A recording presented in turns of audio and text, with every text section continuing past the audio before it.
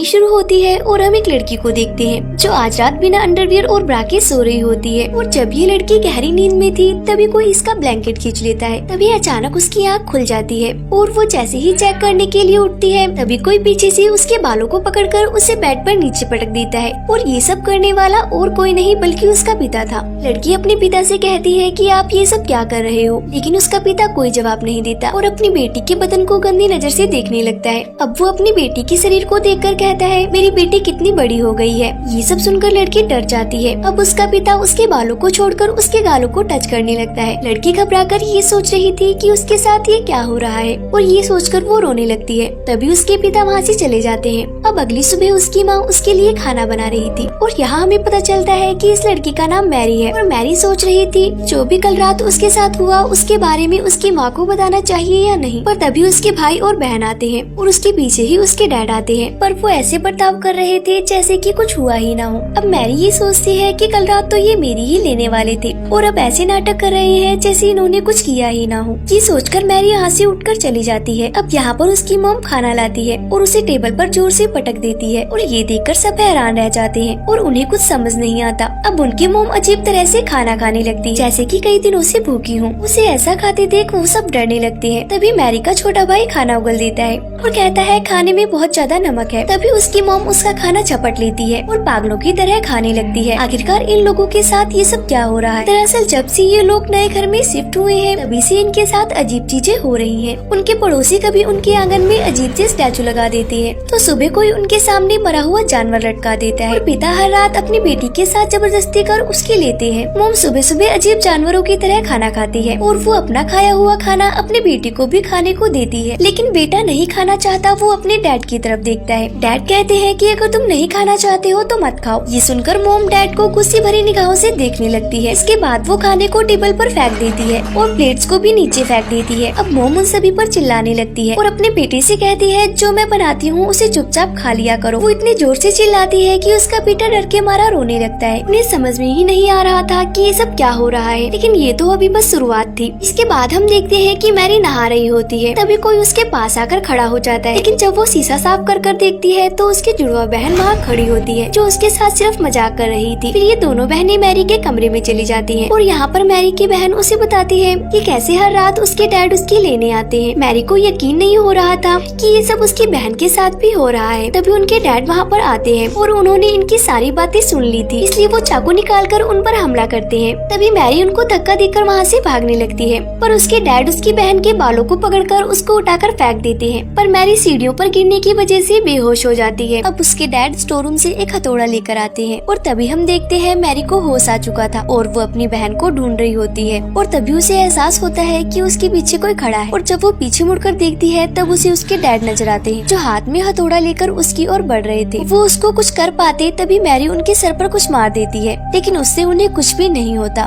पर डैड गुस्सा होकर मैरी के ऊपर हथौड़े से हमला कर देते हैं, लेकिन मैरी नीचे झुक जाती है जिससे हथौड़ा दरवाजे पर लगता है। तभी नीचे से किसी की आवाज आती है जो मैरी के डैड की थी जो नीचे से ऊपर आ रहे थे। तभी यहाँ जो आदमी था हथौड़ा फेंककर दूसरे कमरे में चला जाता है। अब उनके डैड ऊपर आ जाते हैं। अब फिर से डैड को देखकर दोनों बहनें घबरा जाती हैं। फिर डैड दरवाजे पर लगे उस हथौड़े के निशान को देखती हैं और उन दोनों से पूछते हैं कि क्या तुम दोनों लड़ाई कर रही थी, लेकिन वो दोनों कुछ भी जवाब नहीं देती। जिसके बाद उनका भाई कमरे से निकलकर बाहर आता है। तभी मैरी कहती है कि तुम यहाँ से भाग जाओ। तभी वहाँ पर मैरी की मॉम आकर उस हथौड़े को उठाती है और उन पर हमला करने लगती है और वो काफी अजीब तरह से स्माइल करती है और टूटे हुए कांच के टुकड़ों पर चलने लगती है। नीचे से एक और लेडी की आवाज आती है और वो आवाज और किसी की नहीं बल्कि इनकी मॉम की थी। वो ऊपर आती है और उन सबसे पूछती है कि ये सब क्या हो रहा है, पर सब उन्हें देखकर डरने लगते हैं। अब अगले दिन डैड अपने भाई को घर बुलाते हैं जो एक चर्च का फादर था। फादर उनके घर पर आता है और उसको सारी कहानी बताई जाती है। रात में सब फैसला करते हैं कि रात को एक साथ एक ही रूम में सोएंगे, लेकिन आधी रात को छोटे बच्चे को टॉयलेट आती है और वो बिना किसी को डिस्टर्ब किए टॉयलेट में चला जाता है। तभी उसके जैसा ही दिखने वाला एक लड़का चाकू उठाता है और वो हमला करने ही वाला होता है। तभी उसकी नजर फादर पर पड़ती है और फादर को देखकर वो रुक जाता है। जिसके बाद सुबह फादर अपनी आँख खोलते हैं। इसका मतलब फादर की वजह से सबकी रात अच्छे से गुजरी थी और फादर इस घटना को अकेले नहीं संभाल सकते थे। तभी सारे सीनियर फादर डिस्कस करते हैं कि आखिर उस घर में हो क्या रहा है। फिर सभी फादर एक प्लान बनाते हैं और वो सब रात में एक कार से उनके घर में जाने के लिए निकल जाते हैं, लेकिन रास्ते में एक कुआं उन सब पर हमला कर देता है जिससे उनके उसकी कार का एक्सीडेंट हो जाता है।